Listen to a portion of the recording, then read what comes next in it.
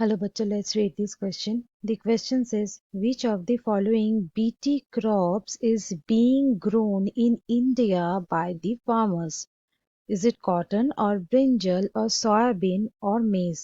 So इस question में चार ऑप्शंस दिए गए हैं। चार ऑप्शंस में चार प्लांट्स का नाम मेंशन किया गया है। पूछा गया है कि इनमें से ऐसा कौन सा बीटी क्रॉप्स है जो इंडिया में फार्मर्स इसको ग्रो कराते हैं। So let's start the discussion. जान लेते हैं इस क्वेश्चन का की कंसेप्ट क्या होगा। इस क्वेश्चन का की कंसेप्ट है बीटी क्रॉप्स। सो सबसे पहले ये बीटी क्रॉप्स क्या है उसके बारे में जानेंगे। बेसिकली ये वो क्रॉप्स होते हैं जो क्रॉप्स का जो जीनोम है ये जीनोम को कर दिया जाता है मॉडिफाइड। ये जीनोम को कर दिया जाता है मॉडिफाइड। क्यों? क्योंकि कुछ स्पेशल पर्पस के लिए। वो कॉमर्शियल पर्पस हो सकता है या फिर प्लांट का बेनिफिट हो सकता है। ऐसे कुछ पर्पस के लिए उसका जो जीनोम है उसको मॉडिफाई किया जाता है, उसको इंजीनियर्ड किया जाता है। सो यहाँ पे ये जो बी टी ये जो वर्ड है ये बी टी का मतलब होता है एक बैक्टीरिया, और वो बैक्टीरिया है बैसिलस। Bacillus thuringiensis।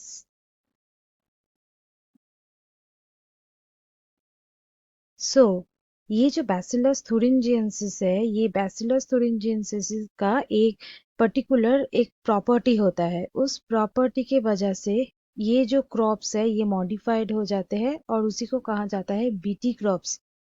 अब इंडिया वर्ल्ड्स का second largest cotton producing country है। India is the world's second largest cotton producing country।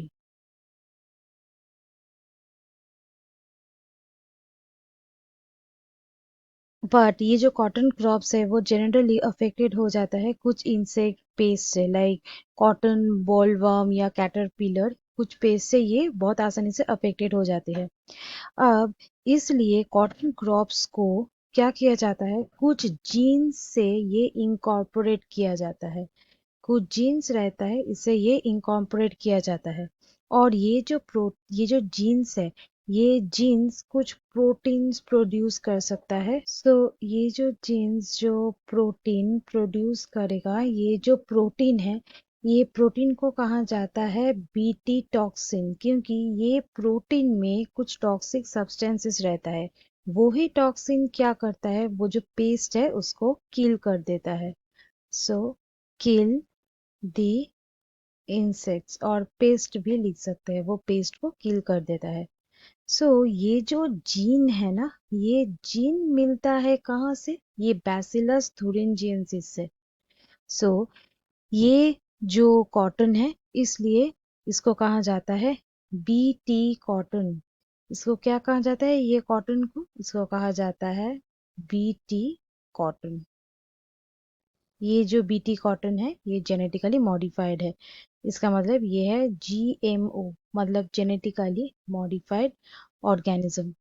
अब ये जो जीन है ये जो टॉक्सिन प्रोड्यूस करता है, ये टॉक्सिन बेसिकली एक क्रिस्टल फॉर्म में प्रोड्यूस करता है जो कि इनएक्टिव स्टेट में रहता है।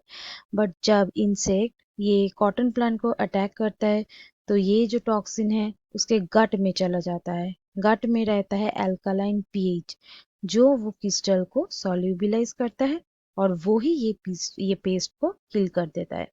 सो यहाँ पे सही आंसर हो जाएगा कॉटन, क्योंकि ये बीटी क्रॉप जो इंडिया में सबसे ज्यादा प्रोड्यूस होता है वो है कॉटन।